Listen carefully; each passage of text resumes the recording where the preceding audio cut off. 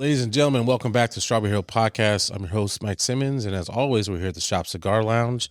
Before we get started, make sure you like, share, subscribe, hit that notification bell. Make sure you follow us on all social media platforms at Strawberry Hill Podcast. And today, I know you guys heard, like about a month ago, one of my good friends, Elijah Ming, he died in line of duty, and we did a fundraiser for him, right? And we have here Ronnie that helped me, and he's with answering the call.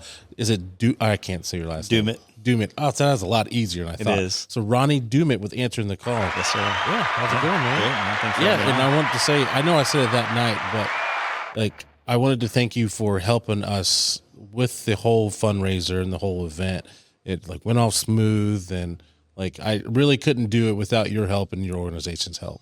It's an honor to be asked to do that. You killed it though. You did the whole thing. I didn't do a whole lot. We helped publicize it and push some social media out there. But you have a great space. You have a great following. You have a great community here in KCK that without your organization, I couldn't donate the money easily. Yeah, absolutely. So it worked out very well. Yeah, it did. So tell the people about a little bit about who you are. Answering the call. So we're just a first responder nonprofit. 10 years ago, I was a detective with Lee Summit Police Department. I saw a need within my own law enforcement family. When my partner, Josh Ward, got sick 10 years ago, he contracted a flesh-eating bacteria called necrotizing fasciitis, placed in a medically induced coma, and that really started the fight for Josh's life. Immediately saw an impact on his wife and 3 kids financially. Josh is in a hospital bed fighting for his life, not able to work overtime and off duty, which I know you're very familiar with. Single income family, 3 young kids at home, and now their paycheck is significantly cut. Yeah.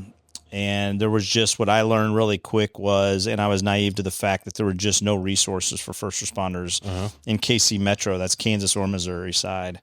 After they suffer a severe catastrophic injury or a rare and aggressive illness. Our law enforcement brothers and sisters, our firefighters, our EMT paramedics are out there serving and protecting every single day, putting themselves in harm's way to serve and protect our great community. Sometimes those situations, they suffer a severe injury, right? Yeah. Catastrophic in nature at times. And what I learned was when they survived a critical incident or they're diagnosed with a rare and aggressive illness, there was just no resources, nothing through our states, our counties, or our cities. There was not a nonprofit in existence in 2015 that was stepping in and supporting them immediately, directly after the incident. So that's exactly what we do. We show up to the hospital. Usually it's me. I show up to the hospital within hours of an incident. If I learn about it quick enough, we make a substantial donation to the spouse, to the first responder, they themselves. And then we turn into a community resource with our great community partners. And we help support this family and this first responder. And we allow them to be selfish for once in their life and focus on recovery, focus on their treatments, whatever it may be that they need to do. And then we take the stress of financial strain off their plate with a donation from the community on behalf of the community. Yeah. And then with our great community partners, if something comes up at the house, which as well as I do, when it rains, it pours on these folks. Yeah. And things just happen in a multitude on top of one another. So we're able to make those phone calls and get the right people in. For roofing or paint or HVAC or plumbing or whatever it may be, even maybe a ramp into their home. We have people in place that can show up and have that done within days of an incident. Yeah. So you said you were for the Lee Summit Police Department? I worked for Lee Summit PD, for a little over 21 years. 21 years. And so what initially got you into law enforcement? Oh man, my brother. It's all his fault. Believe it or not, I was working at Hallmark Cards, going to Park University. And my brother was an MP in the military, and I didn't necessarily hate my job, but it just wasn't my thing, and I was going to school for human resource management, not my thing. But I went to school for business management. Yeah, see, it was a good paying job from what I was being told, and Hallmark was paying for my tuition, and my brother is getting ready to get out of the military as an MP, and he said, hey, I'm going to get out and be a cop. And you want to go do that with me? I said, yeah, absolutely. Actually, it sounds... At the same time? Same time. So he, and we got hired on by the same department within 6 months of each other. Yeah. So I got out. I quit Wait, who got hired first? I did. Okay. Well, actually, I take that back. He got hired first, but he had to go through the academy. I was already on the road, so I had seniority on the road more than the guy. He had a lower badge number, which he still throws in my face. But yeah, we actually, man, it was awesome. We got to start and patrol together, work our way up to the detective unit together, work as investigators together. He got promoted to sergeant. I went off to narcotics, and and in 2015, April 16th is when everything kind of changed for me.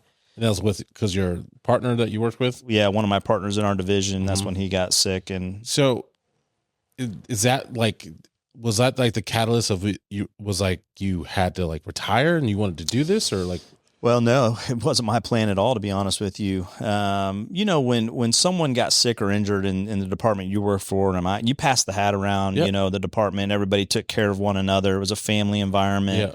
You came up with $200 or $300, maybe $800 to hand the spouse, and that's nothing. That's nothing, man. Bill. That's not going to take care of something that's going to be long term, right?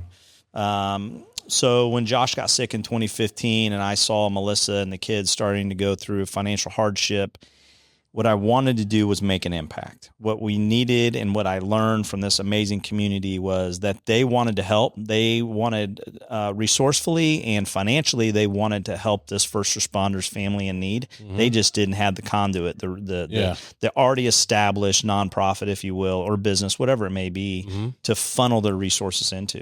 So that's what we did in 2015. We started a 501c3. I had no idea what the hell I was doing. Yeah, I bet. I was still working narcotics. It was busy, and I had a family at home. So we're throwing this together. We're trying to figure this thing out. 8 years later, this nonprofit, thankfully, the mission that we had was taking off. The community was starting to learn that this was even a need. Yeah. And they were 100%, still are 100% behind it, supporting it. And it blew up on us. And my board and some of my close friends that were business owners are like, look, this needs you to do it full time. Yeah. And I was like, absolutely not. I have zero.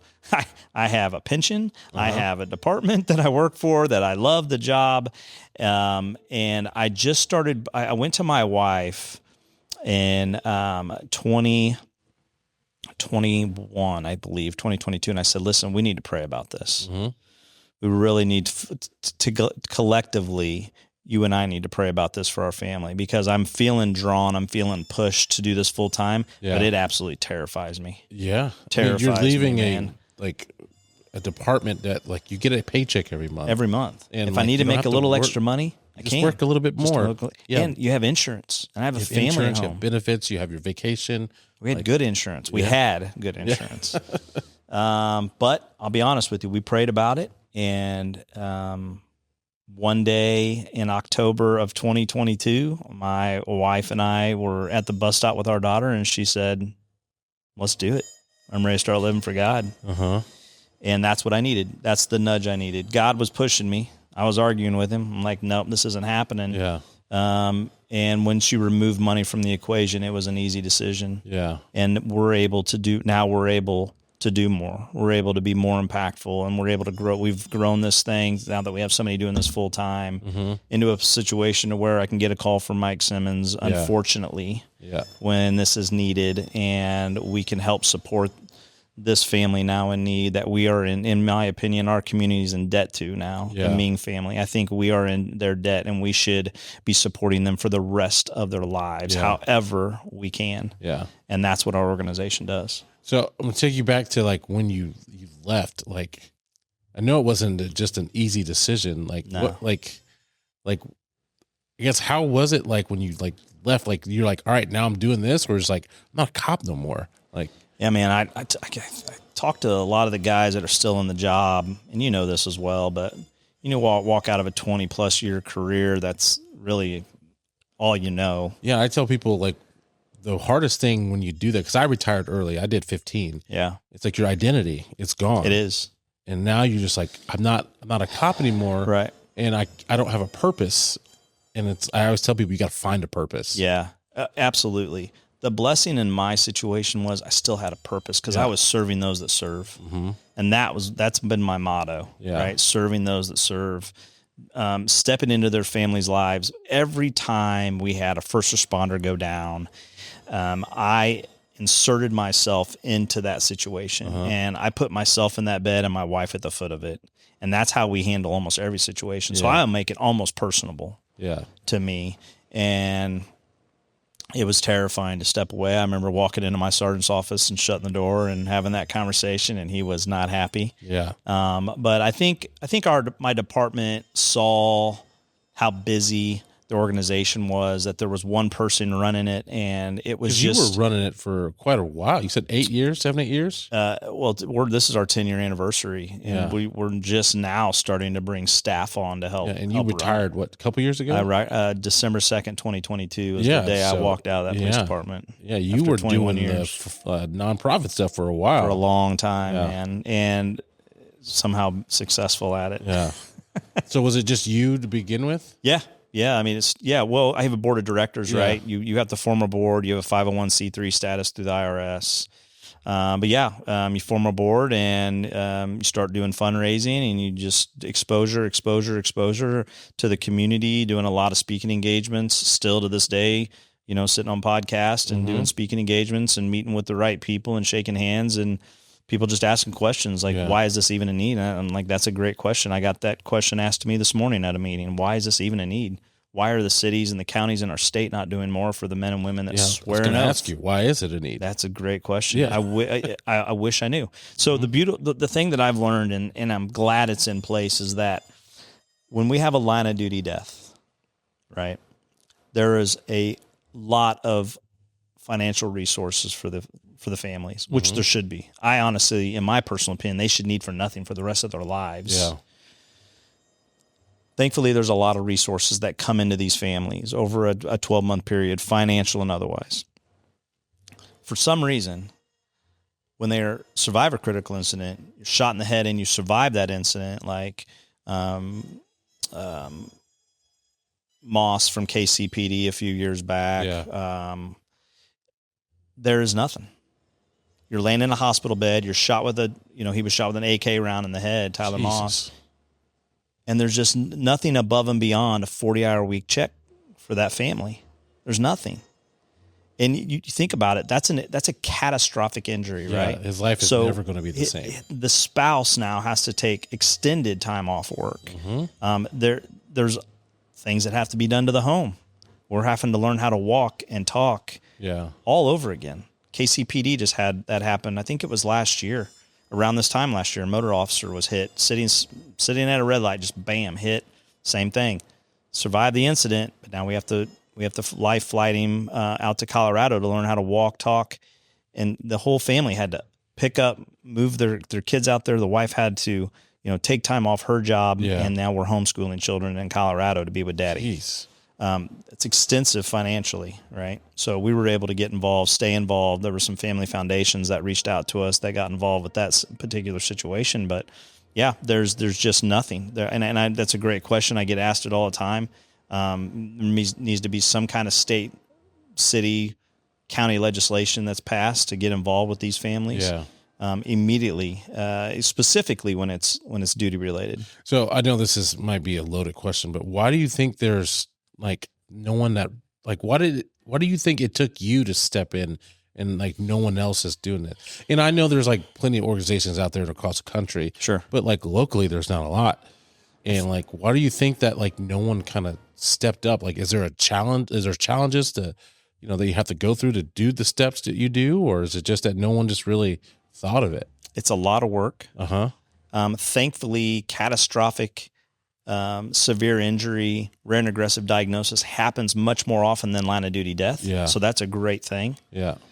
Why that it took myself and Detective Ward going through the hell he went through in 2015, I don't know, but it exposed the need to me. I was naive myself. I just figured with something this big in nature and what he was going through at the time and how the family was struggling, that there was just going to be these resources that were going to reach out, and there weren't.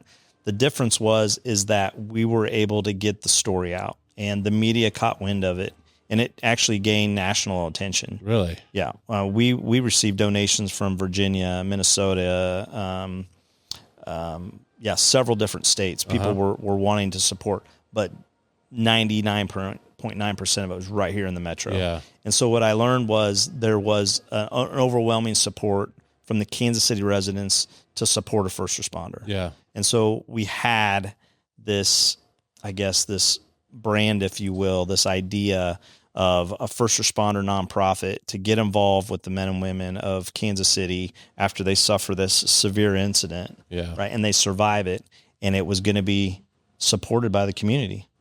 Yeah. So this is like listening to all these stories. This has got to be tough on you too, because you're not only like helping the families, but you kind of have to like relive everything with them. Like, yeah, man, it's it's a lot. I'm not going to lie. It's emotional at times. Yeah. I stand up in front of 400 people at an event, and I have at a time or two shed some tears. You relive those incidents. Josh's situation, it was 4 months, and we thought we were going to lose him. We were planning a funeral. It was traumatic for me, but I wasn't the one laying in a bed. Yeah. Right. I wasn't the one fighting. I wasn't his wife who was having to go home every single night without her spouse and thrust into single motherhood and cry herself to sleep after dinner, homework, and bath time.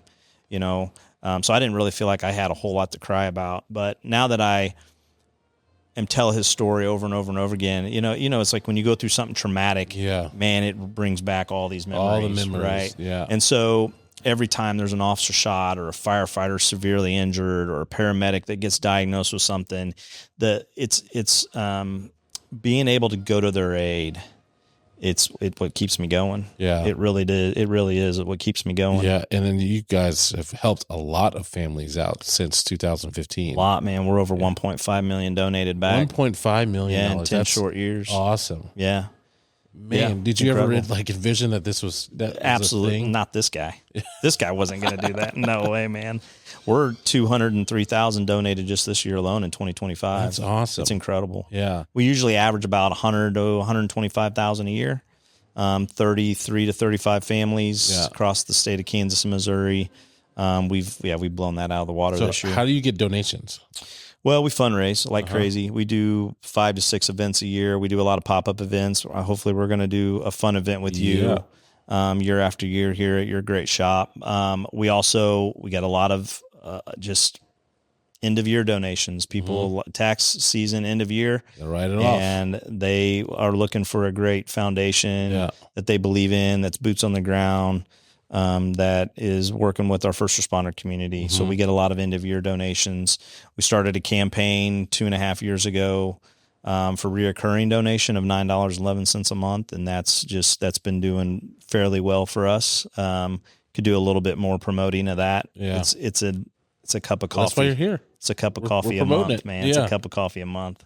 We have that set up on our website. So, all of those combined, still able to donate average about 100,000, 125 a year. And we're still not once, knock on wood, have we ever turned away a first responder in need in 10 years. I mean, Oh, no, we won't. No, we won't. I'm just saying financially, we're in a good spot. Oh, I see what you mean. We're doing great. Yeah. And we've, thank God, really God and this great community that we haven't had to. So do you focus on Kansas in Missouri or just, like the metro area? Are you out? Our footprint is state line and 435, north, south, east, west by an hour.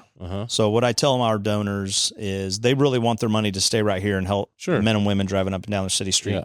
100% understand that.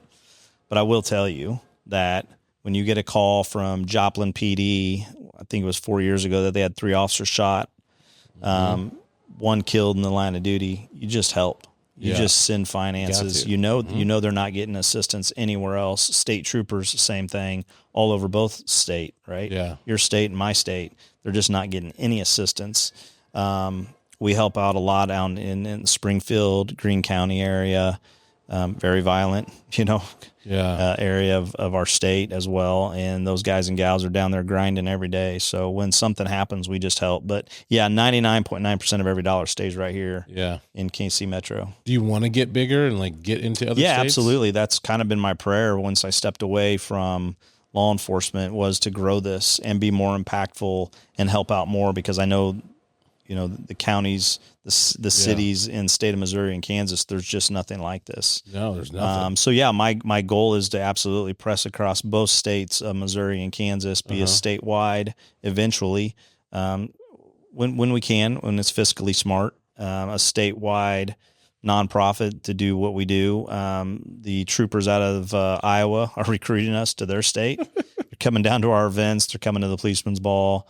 I need to travel up and have a conversation with them. But, it's a need. It's a need, honestly, nationwide. And I think what I'm learning is that it's the biggest misconception in the community that people just think that there are things in place. Yeah, people think it's taken care of. They do, and it should be, but it's not. Yeah. It should be, but it's not. But that's like you said, that's like the information that you just don't know about, because something happens, everyone thinks that sucks, but their department will take care of it, or the state would take care of it, or whatever. And a lot of people just don't know. This is where our taxes go to. Yeah. Well, they're not.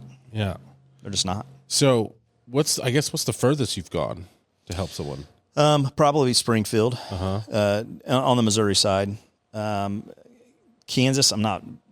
Probably, we just helped out a paramedic in Osawatomie, I believe, and then we helped out a sheriff's deputy in Independence, Kansas, which I think was a couple hours west of here. That's probably the furthest we've pushed out. So take me through a day, let's say the worst case scenario, tragic day for answering the call, where someone calls and says hey, this is what happens. What are the steps that you do? As soon as you get the call, what happens? As soon as I get the phone call, I usually I have a great network of relationships in the first responder community. I think just working in narcotics, right, and being in the profession for as long as, so I usually know someone at almost every department, right? Or if I don't, I know someone that knows someone. So my first job is to reach out to that department and start getting information on the injury. Yeah. How catastrophic is it? How severe is it? That way I can gain as much information I can in a short period of time to get information over to our board of directors. Yeah. My goal and our mission is to have finances in their hands within hours. Jeez. If we can at times. Yeah. Within hours. And what I've seen, Mike, is that it removes that financial stress, which you know as well as I do. In the job that we worked in, you didn't make a lot of money, right? No. Everyone thinks they would. Everybody thinks you do. Yeah. And that's why law enforcement and fire are just not around a lot. They're always working. Off duty, firefighters have secondary jobs. Yeah. But when you take them off that job for an extended period of time, they're going to be crushed financially. So my goal and our objective is we get as much information as we can in a short period of time. And we put it out to our board as best I can with what I have at the time. And we make a decision if we're going to donate, and the donation amount, which is typically between $5,000 and $10,000. Yeah. Right.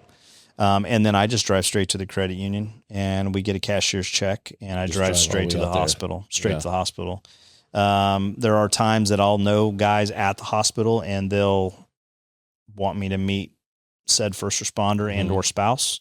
There's a lot of times I just hand the check off to the liaison that's been now, that's going to be taking care of the family. And when the time and the setting is right, they hand the check off, and zero strings attached. We just step in and help. Yeah. And you talked about also setting up financial, like having the trust and everything. I know we talked about that with the last one, when my buddy and getting with his wife, having everything set in stone, later on in life, so they don't have to worry about that. So you guys do that too. Well, we don't, but we partner. Partner with the W law firm out of Overland Park, Matt Warren and Don, and some of those guys, Whitney, and some of those guys over there that have just fallen in love with our mission and the nonprofit and who we're serving. Yeah. So yes, when we have a line of duty death, Matt Warren over there's become a great friend. He's a partner in that firm, and he sits down with the now widow, unfortunately, and drafts a trust, a family trust for them, and it's for free. He doesn't charge them a dime. That's awesome. So what that allows that spouse to do is, God forbid something should happen to her or him. Now, with the money that's going to come in over the 12-month period, there is money now set aside for that, for their children. Yeah.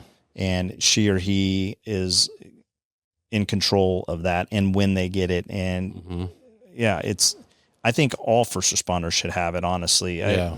It's a money thing. It's a money thing. You They're don't not think cheap. about it. They're not cheap. Something like that happens. Right. You don't. Yeah. So what a blessing to be able to offer that. And then we work with Christy Yeager out of Blue Springs. She's a financial advisor, and we go from the W law firm, and we go out to Christy's office, and we sit down and she helps them with, putting that money and investing it. Yeah. And, my goal for them, same thing I want to do for Ming's wife, is turn that into, generational wealth for her and her son. Like I said, I personally believe they shouldn't need for anything. Mm-hmm. And so there's going to be a large sum of money that's going to come into her, rightfully so. So let's help her invest that and put that into the right funds so that her son and her don't have to worry about finances later in life. So I know this is going to be an odd question, but have you ever had any pushback from anyone? Like and it didn't have to be like the person or the wife or the spouse, like the department or anyone like saying like, hey, like we got it. Not once. That's good. No. I mean, first responders are stubborn as hell. Yeah, that's what I mean. And they piss me off. That's why I asked that question. And I tell them to piss off. We're very stubborn. Like, very stubborn. Yeah. They're very proud, right? Yeah. And they're the fixers of the community. So God forbid, I don't need help. I can fix this. And I'm telling you, you can't. Yeah. So a lot of times what I do is I'll find out where they bank and I just go deposit the check. Smart. Kiss my, you know what? I don't give a shit. And we're just going to help. This firefighter I'm mailing a check off to today, when I called and told him the donation amount, he's like, well, that's way too much. And I said, Stubborn. Sir, yeah. He's like, well, I'm going to pay it forward. There's no doubt in my mind you will. Yeah. There's no doubt in my mind you ain't got to do will. it to us. But let's take care of you for right now. Yeah. Let's be selfish for once. Yeah. Take care of yourself. And I know that's the reason why I asked it, because I know how like first responders are. And like when we try to get help, they're the just biggest like, pains I in the don't ass. want it. They're the biggest pains in the ass, man. But I love them with all my heart. I don't know them all, but I love them all. It's a compliment, guys. It is a compliment. Don't take it the wrong way. I would be the same way. We've had some generosity extended to our family, and it's hard to accept sometimes. It's hard to accept. Mm-hmm. So that's why we chase them down. We go after them. When I hear about the incident, I don't wait for a phone call. Mm-hmm. I don't wait for an email. We just go to them. Yeah. I start making phone calls. We dig in. We find out who they are, where they are. And we just show up, man. Yeah. We just show up. So other than like, a first responder, like, line of duty death or like serious injury, like, do you guys like go in the realm of like mental health or anything like that? Or no, there's plenty of other organizations out there doing that, and they've perfected that. That's not my specialty. We will partner with someone, and Rachel Murdoch, obviously. Love Rachel. She's an incredible human. We will make recommendations, or I'll make a phone call to Rachel or Angie Jones, who I love as well, with KBI and the work she does in her nonprofit on the mental health side. So that's their realm. Mm-hmm. That's what they're really good at. If we have that phone call made, then I just pass it off. Yeah. Same thing with them. If they have a need that they can't fulfill because it's injury or a diagnosis, they pass it off to me. Yeah. And we run with it, and we'll dig in and investigate it. So what are some of the fundraisers that you guys are starting to do now? Because I'm sure, like, I know, like, when you first started, you're just like, I don't know what the hell I'm doing. What the hell I'm doing. Half the time I still feel that way 10 years later. Man, we run a lot of events. We do. We have to be able to sustain the work we're doing and the catastrophic nature of the jobs that we're supporting. Our big event's coming up here in a couple weeks, and that's our trivia night. Is that the biggest one? It is in capacity as far as attendance. Mm-hmm. We'll put over 400 people in that room, 30 volunteers, and we just have a great time. We provide dinner and drinks and great entertainment. We tell some stories. We shed some tears. Yeah. And ultimately what we do is we just raise a lot of money to be able to step into their lives. We hosted our first gala this year, so it was 10-year anniversary of Josh's of the incident that really started this whole thing. That was a big one to me. We hired some great ladies, Kindred May, just incredible humans that stepped in and helped me turn that into a really, really special night.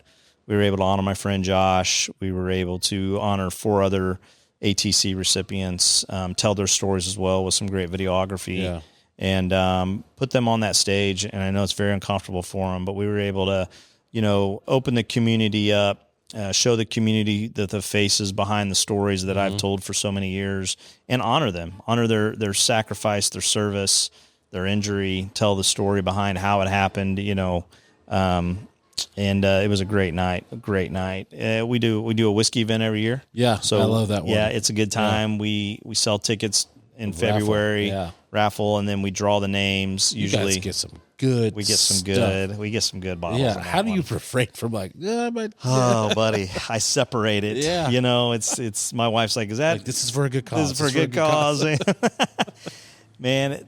You have to put good bottles out there to bring in good money. And our raffle tickets are only $10, and usually people buy multiple to increase their odds, but it's a lot of fun. We usually have, I think last year we had over 80 bottles. Jeez. Yeah, it was a lot. I would prefer not to do that. I prefer to keep it around 40 or 50 because I deliver them. I deliver them as well. Oh. You need next year, and you just pick up here. You know what I love though? You know what's really cool? Meeting the people. You get to meet the people, man.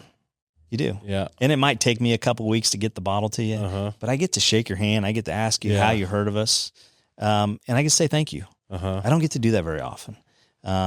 It's important to me. It really is, because they're worth it. And the service we provide is worth it. Yeah, it really is. So how much money do you try to raise per event, or is it just like an unlimited cap? Yeah, I don't have a cap. Yeah, I really don't. 100,000 each event would be incredible. Our biggest fundraising event was our gala this year. Actually, we raised 196,000 at our first ever gala. It was incredible. Last year we raised 130,000 just at our trivia night. Yeah. Other events, the golf tournament bringing around 30, 35, the whiskey event, same thing, 30, 35,000. We do a fun ladies night. It's a Singo Bingo, ladies only. Singo Bingo, buddy. They love it. And my wife and her friends now, they order me to do it every year. It's almost a bullying tactic, but we have a great time. Old friend of mine that I used to work narcotics with does DJing on the side, and we have a great genre of music, and they sing and dance, and Rachel Murdoch comes, and we have a great time. We raise, 25, 30,000 that night. It's important to me. When I started dumping numbers about who supports us and who follows us and who shows up, it was overwhelmingly women. Yeah. 68% of Kansas City was women that supported our mission. Yeah. Spouses, right, of first responders. And they loved it. So I'm like, we need to do something for the ladies. We have a whiskey event, which is usually a little men heavy. Women are starting to get into it, which is exciting. Golf tournament, a little men heavy, but we like it when the ladies show up too and golf with us that day. So we serve the ladies that night. We have 16 guys in polos, and we wait on them, and we let them have a good time. So what's your favorite event that you guys do?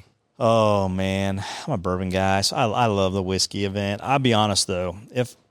Now that we've had the gala and we get to honor these and tell these stories and honor our recipients, man, it was such a great night. Yeah. It was almost magical. We do that in the first responder world, right? You have your end of year awards ceremony, and then the sheriffs have their big one that's a metro wide one, which is awesome, but it's closed off. It's not open to the public. Yeah.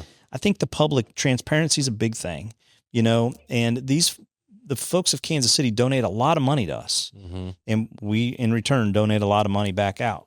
So it's great to be able to open our doors and host an event to bring these recipients of ours, tell their stories in a great way. We have some great videographers that tell some great stories and paint a great picture. And then we get to bring them on stage and honor them. I know it's very difficult for them. It's difficult. They don't like it. A couple of them, when they were hugging me, were MF, you son of a, you know what? Like, smile pretty. We're on camera, But it's time. It's time over 10 years and all these events to start telling their stories. So that's probably my favorite.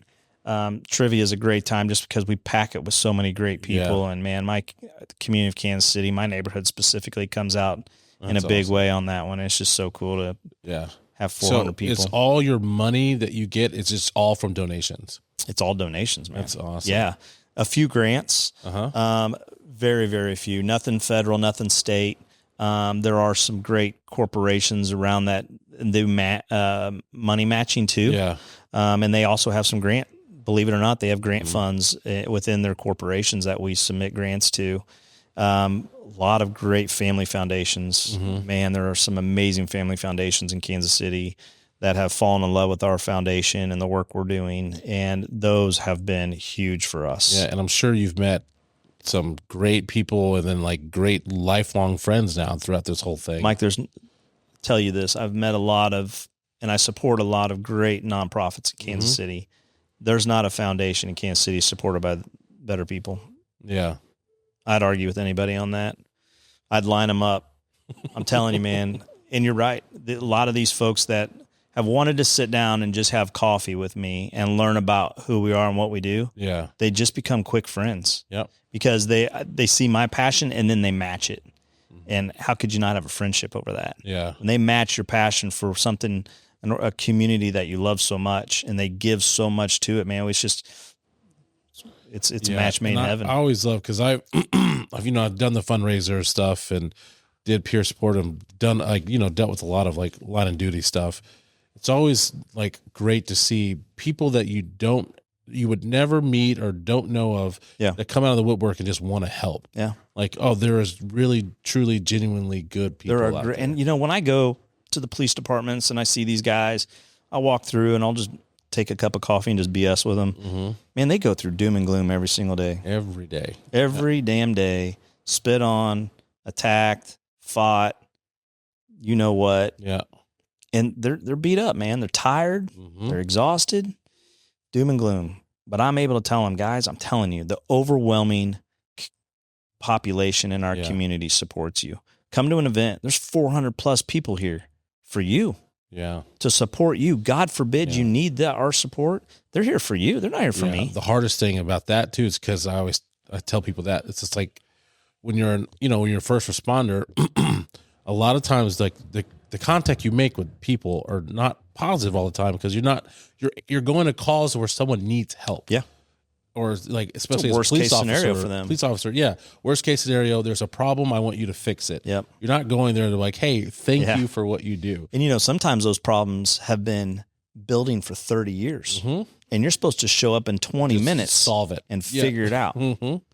And it's deep passion. There's especially when it's family, right? So that's why I love what they do every single day. And that's one of 20 calls they go on in a day. Yeah. And then they do that for 12 hours a day. And then we expect them to go home for years. They do it for 20 plus years. And we expect them to be normal. Yep. Retired. Like, all right, now you're see you a later. normal person. Have a good day. And so really you asked me the question about stepping away. It was a lot. It was different. It's your identity. And when you step away and it starts to mess with you mentally and physically, you got to make sure you walk out with a good mindset and in good physical condition. I tell my guys, my friends this all the time. I'm like, guys, you got to start taking better care of yourself. And I know it's hard because you're working 12-hour shifts and you still want to be a family guy, but the 20, 30 minutes you can put into the gym is critical. Active. Yeah. It's critical. It's a lot. So what are some of the things that, like, when you first started, the nonprofit organization, like what were some of the challenges that you had to like go through? Or some challenges or things that you just didn't expect? Fundraising is hard. It's hard to ask people. It was really hard for me to ask people for money. It sometimes still is. Yeah. But when you can, and early on, we didn't have recipients. So there weren't really any stories to tell other than Josh's, right? And then Tom Wagstaff was shot in 2017 in Independence, I believe it's 2017, 2018. And we were heavily involved in that with Tom's incident and the Independence Police Department. And that was another nationwide, I believe it was a nationwide exposed story. And that really kind of put us on the map. We raised a ton of money for Tom and his awesome wife and their 2 young kids. And a lot of people were like, well, who are these guys and what are they doing? And why is this a need? So that's where a lot of our exposure came from. I hate to say this, but we get a lot of exposure over tragedy.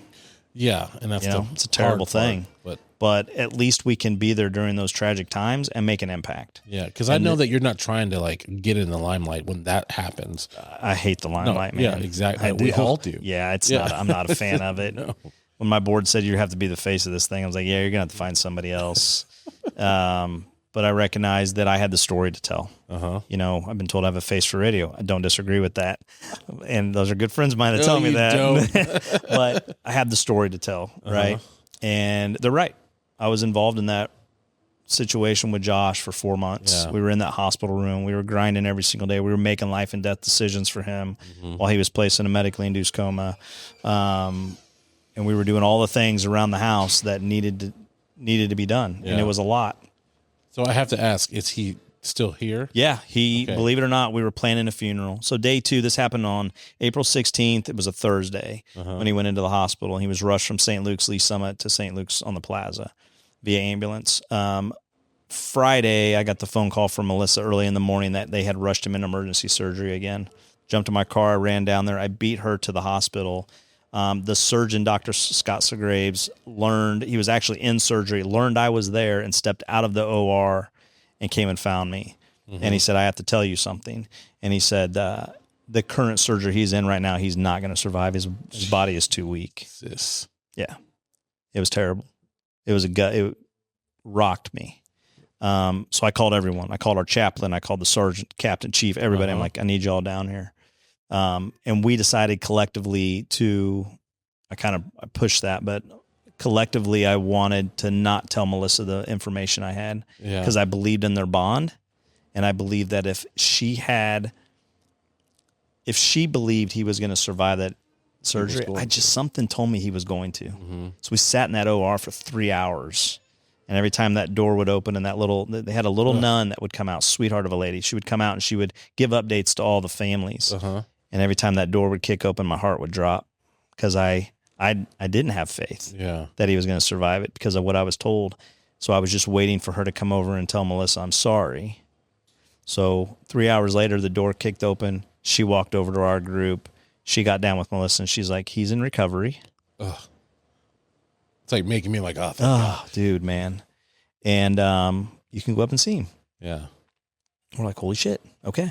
So you guys are all like, oh, my God. She's like, oh, good. Yeah. She's like, okay, I kind of thought he was going to be fine. And so 3 months later, I believe this, he's in the hospital. He's going through another surgery. The guy went through 27 surgeries in 4 months. This was a flesh-eating bacteria? Flesh-eating bacteria. Where did it come from? We have no idea. Confident he contracted off a crime scene.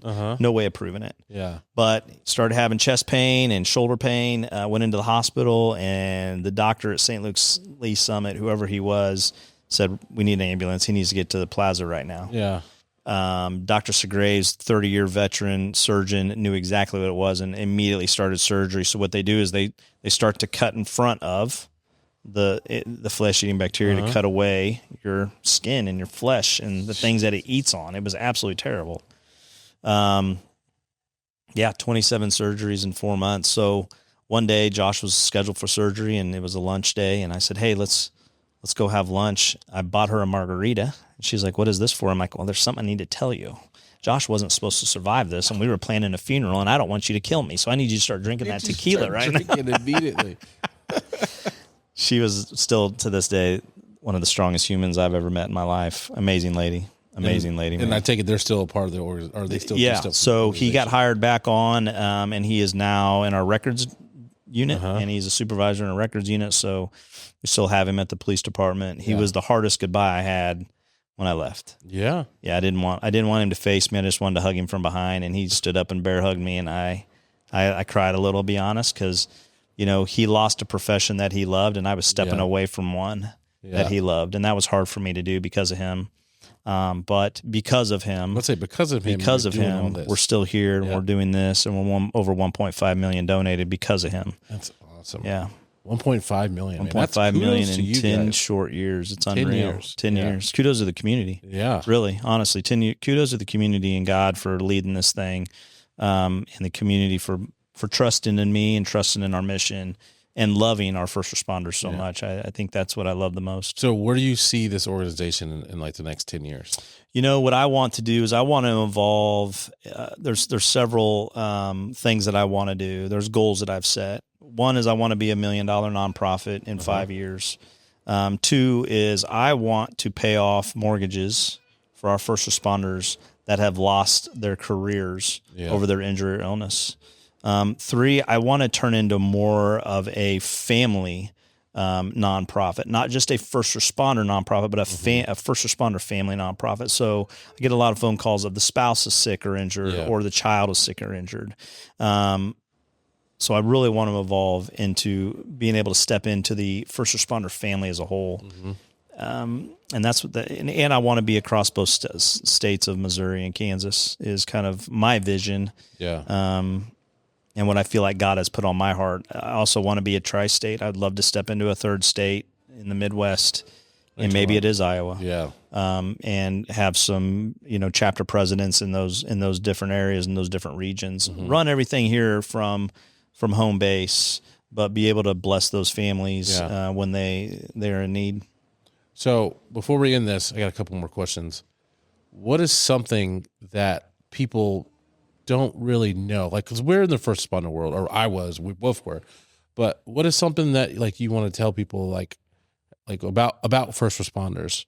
Like, police, fire, everything. Great question. Yeah. You remember when you were a kid in grade school and your teacher, you remember the first time you ever saw your teacher outside and you're like, you don't live. Person? You don't live at the school. You remember that? You don't just teach all the time. They're people, man. They're our coaches. They're our neighbors. They're the ones that are mowing the elderly neighbor's yard. They're normal. They want normalcy. They want to go to the job that they were by our maker designed to do, and that's serve. But when they get off work, off duty, 1042, they want to go home and they want to just be normal. They want to be that husband. They want to be that wife. They want to be that mom, that father. They want some normalcy because what they deal with on a long-term, during the day basis is absolute. I say it, they're walking into a storm every single day, all day long. It's a freaking storm, man. And they don't know if it's a tornado or a thunderstorm. Right. So I think the thing I want people to know is they're just normal folks that just have this calling to serve the community. And it's funny. I remember my son's friends, the first time they saw me out of uniform, they were like, "Oh, I've never seen your," or even some of my friends, or people you see out in the community. The first time they see you outside that department, like you don't live there. It's kind of like the same thing when you were a kid in elementary school. They're just normal. They're the normal folks that just want to continue to serve this great community, and they do after they retire. And so that's what I love about them. Yeah. So if you weren't a cop or doing this, what would you be doing? Oh, I was shortstop for the Kansas City Royals, baby. Yeah. Oh yeah. Oh yeah. Oh yeah. Without a doubt. I can see it. Oh yeah. Yeah. No, I think that was the hard thing for me is I played baseball when I was a young kid, and some of my friends are going to watch this and laugh at me, but that was my dream, man, to play baseball and for the Kansas City Royals. And I actually went to school, believe it or not, right after high school. A friend of mine, long-term friend of mine, their father was a Kansas City firefighter, recently retired, and that's actually the path I was taking. I went to get my firefighter 1 and 2. Oh, don't say that out loud. I know, right? And I started doing these clinicals at these hospitals, and I'm like, I'm not doing this crap every damn day. So I got hired on with the Hallmark cards, and that's kind of the path that I took, and was just grinding away at working and trying to go to school. And thankfully, my brother called me on the phone. And it's funny, like, Independence PD was where I always wanted to work. That was the city I grew up in, and I always admired those guys and have a lot of friends at the Independence Police Department. And I was number 2 on their list, and they hired 1. And then Lee Summit called me, and I was like, of course, I'll take the job. When you get out of the academy, you're just looking for a job at that point. And it just turned into home and made lifelong friends there. And it was a great city to serve. I love the community. I still love the community, obviously, of Independence. But being able to serve that community. And then when I went to narcotics, you serve the entire community because there are no jurisdiction or no borders. We were on both sides of the state line. So it was nice to be able to. So I got to ask, because everyone always asks me, I know you get the same thing. Do you miss it? I do. I miss narcotics work. Yeah. I love working dope. I love taking dope off the street. Yeah. I love taking the poison out of the hands of parents, and hopeful that they were going to change their ways and start to parent again. I love impacting young people that were starting to get into narcotics and being able to make an impact in their life and say, listen, you're at the Y in the road, man. And let me help you make a good decision here, because the path you're going down is a terrible one. Yeah. I always tell people it's like, it's kind of like your form of being a superhero. Like, kind of get to save people in a different aspect of life. You do, man. You know as well as I do, when you put on that vest and you zip it up and that duty belt goes on, you have to change a little bit. You have to put on an armor, because the things you're going to see, people do to one another and to their children, it's normal. It's a lot of skeletons in the closet, right? And then that's why I say when they just want to be normal, because when they take it off, man, now I can be normal again. Yeah. And so they it's weird to say, but you get that knock on your door from your neighbor, like, hey, could you help me with the police situation? Man, call the police department.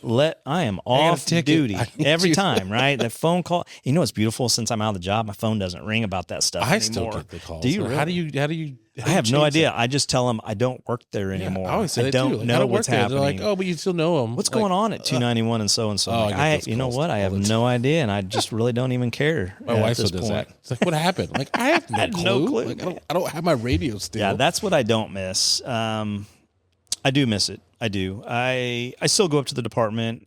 Still lifelong friends up there. They give me a hard time, but sometimes I get a key card and I get to walk around every now and then and feel like I'm still part of the clan there with them and the group. And, man, I do miss it. I don't know if I necessarily miss patrol. Yeah. That was a lot. That was a lot. I think God removed me from patrol at the right time, because when I started having children, I don't think I would have dealt with the kid calls as well as I did if I'd have had children. Yeah, that would have been. Even think about that. That would have been really hard. I remember the first, not to get into it, but the first child that I saw that was murdered, and my sergeant that was on the call with us, and when we went into the house to clear it, she was 6, and he had a 6-year-old at home. Yeah, and that impacted him. It impacted me too. I'll never forget her. I'll never forget the house. It was a terrible, terrible scene. But I didn't have kids at the time. Yeah, he did.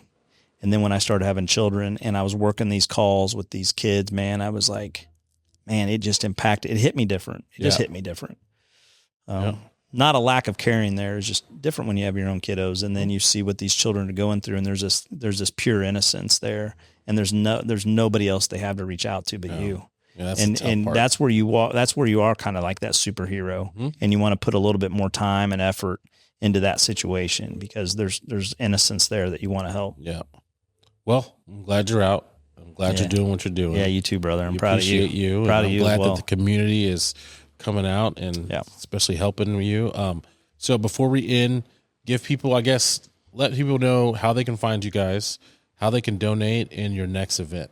Yeah, so our next event is in 2.5 weeks. We have 5 tables left. ATC911.org. That's our website, ATC911.org. At the top right of our website, you see all of our events. Click on trivia, drops it down. Purchase a table if you'd like to invite 10 of your friends, or a ticket or 2 and come and enjoy an evening with us. All of our events are on our website. They are timely as far as the dates. We'll put those all out so everybody can plan and prepare to come out and enjoy a nice evening with us.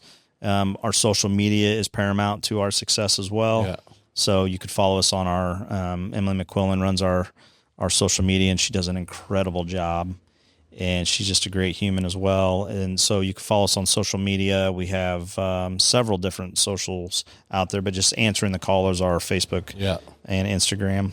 Okay. And then how can they donate? Just go to the website? Yeah, you can go to the website. You can scroll down a little bit. You'll see donate $9.11 a month. That's our PayPal account. That's the only way we've been able to have it set up.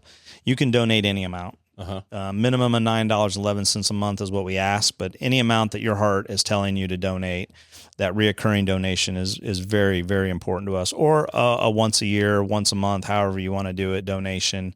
Or we also have a P.O. box. A lot of people mail checks, which is great as well because there's no fees when it's a check.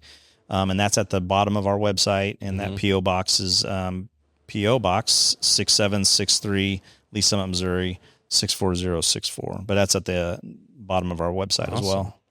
Lots of different ways to get involved with us. Yeah. I'm glad you came on, man. Yeah, brother. Hey, I've been wanting to sit down and chat with you in this awesome space. So I would encourage everybody to come out to the shop and check it out.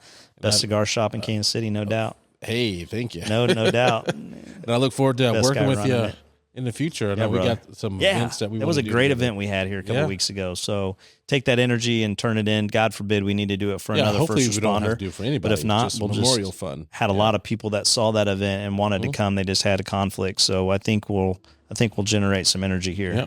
Good deal. Yes, sir. Well, I appreciate you, man. Brother. Yeah, really appreciate you, man. Thanks for having me. And remember, answering the call, guys. If you guys want to donate or go to any events, check them out. And make sure you subscribe to us on, I can't even talk. They'll take it to the last couple of seconds. Make sure you follow us on Instagram, social media, all that stuff, Facebook at Strawberry Hill Podcast. And we will check you guys next week.